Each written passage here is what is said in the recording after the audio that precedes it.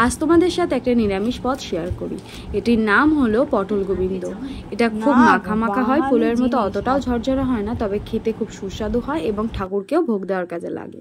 তো প্রথমেই আগে আমরা পটল আর আলুটাকে ডুমো ডুমো করে কেটে নিয়ে গোটা গরম মশলা, শুকনো লঙ্কা, তেজপাতা আর 1 কাপ গোবিন্দভোগ চাল এবং আদা কুচি নিয়েছিলাম এবং তারপর চালটাকে ভালো করে ধুয়ে নিয়ে চাল থেকে জলটা ঝরিয়ে রেখে দিয়েছিলাম একটা বাটির মধ্যে।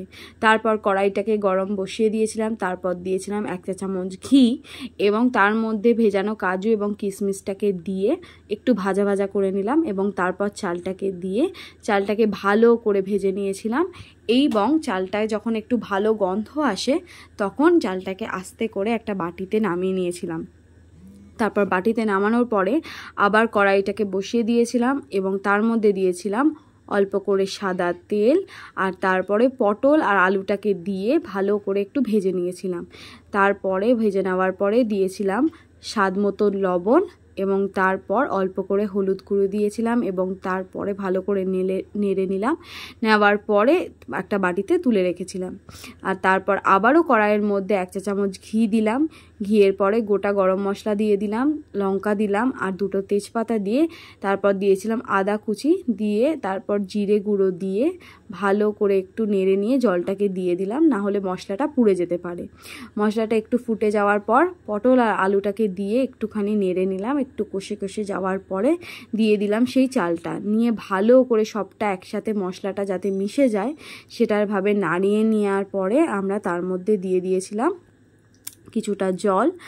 পরিমাণ মতো জলটা দিতে হবে, না হলে কিন্তু গলে যাবে এবং খেতে অতটাও ভালো হবে না।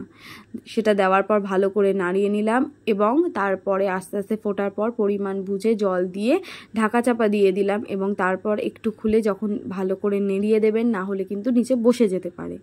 তো ভালো করে নাড়িয়ে নিয়ে আমরা তারপরে আবারও কিছুক্ষণের জন্য এটাকে হতে দিয়েছিলাম। দেওয়ার পরে খুন্তি দিয়ে সবটুকু নিয়ে একটু দিয়েছিলাম 1 কাপ মতো দুধ দিলে কিন্তু টেস্টটা সত্যিই খুব ভালো হয়।